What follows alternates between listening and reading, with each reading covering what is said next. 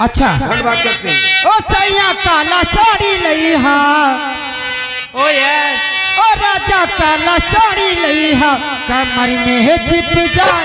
राजा काला साड़ी लई हा, कमर में छिप जाए।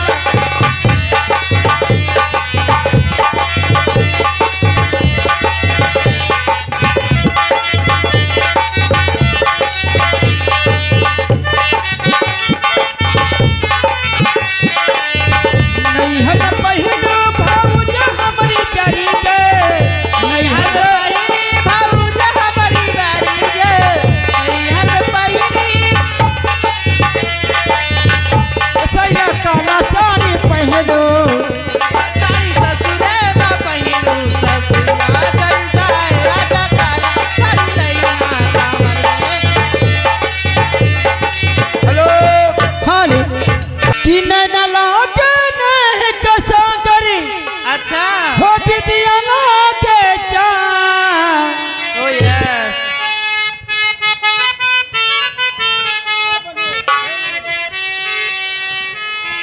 हो नैना लागे नहीं के सागर और विद्या लागे जा, कि तू जान हाउ हो हमार जान हाउ हो, तू जान हाउ हो हमार जान हाउ हो, तू जान हाउ हो हमार जान हाउ हो।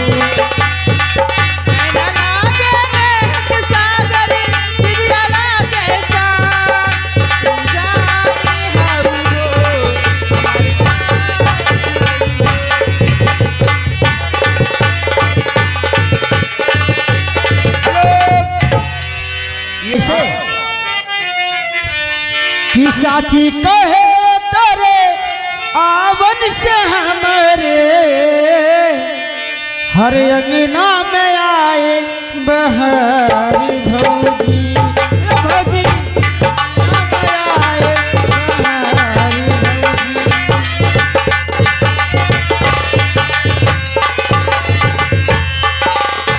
साची कहे तोरे आवन के हमरे, साची कहे तोरे आवन के हमरे, अंगना में आए बहार भौजी, भौजी।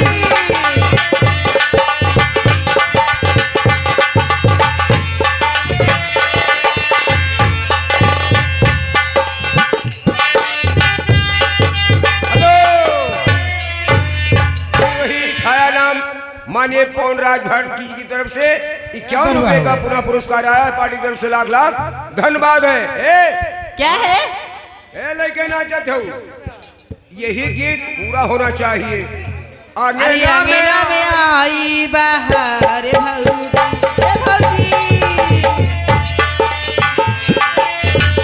हेलो हेलो कि लाल रंग चनुरामा, लाल रंग पुतरिया हो, कि लाल रंगवाना। ए चमला तू का मार ड्राइवर के नाम, कि लाल रंग चनुरामा हो, लाल रंग पुतरिया हो, कि लाल रंगवाना। कि मैया के तन पर चुनरिया हो, कि लाल रंगवाना। मैया के तन पर चुनरिया हो, कि लाल रंगवाना।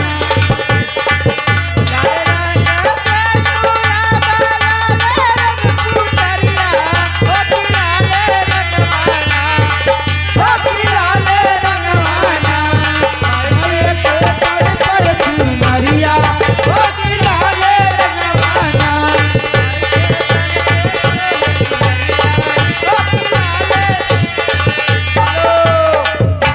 बाबा साहब की इतने फरमाइश कहना है हमारे साहब कि भारत रत्न भीम, अरे भीमा के प्यारे, ओ भारत रत्न भीम, अरे भीमा के प्यारे, राम जी के चादाई संतान बाबा साहब।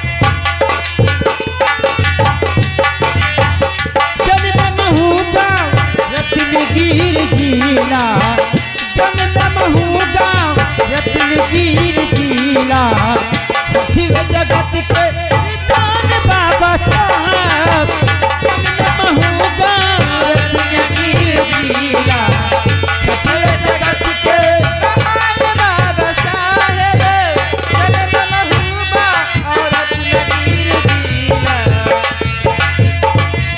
निदान बाबा साहब। हेलो ये आगे सरस्वती में रहा लैया तारी हो सपाना एक दे क्यों हो सपाना एक दे क्यों हो सपाना एक दे क्यों हो हमारी सासू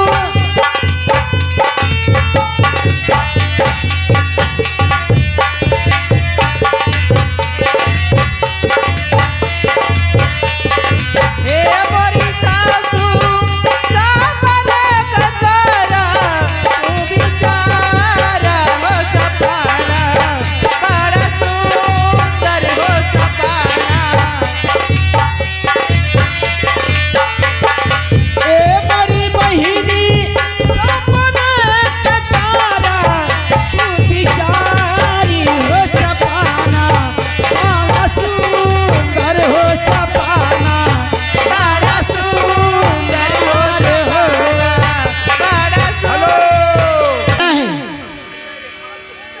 कि कहल के रोड पीस के मसाला हो हर लुंगी पहिन के वो भोरे भोरे जाला हो अच्छा एक काजल का हो हमरे मल के कमी बा बहिनी रोज मछली खियावत है हमने कहाँ है तुम्हारे मालिक यहाँ ना है कहाँ यहाँ ए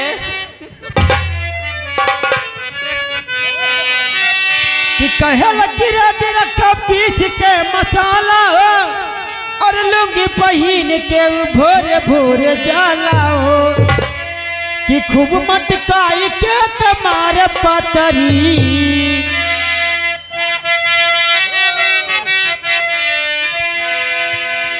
तू कुछ ना जानता है कि कहल कि रोटी रखा पीस के मसाला हो हे लुंगी पहिन के वो भोरे भोरे डाला हो कि खूब मटकाई के कमार पतरी खूब मटकाई के कमार पतरी सही मारेला हे राजा मारेला करैया मछली मारेला गरैया में गरैया माछरी राजा मारेला हेलो हेलो ये आगे माननीय हमारे श्री पप्पू राजभर दूल्हे राजा के चाचा जी की तरफ से ये 21 रुपए का पुरस्कार आया है पार्टी तरफ से लाख लाख धन्यवाद।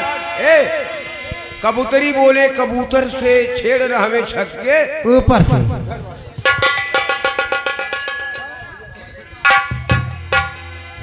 कबूतरी बोले कबूतरी से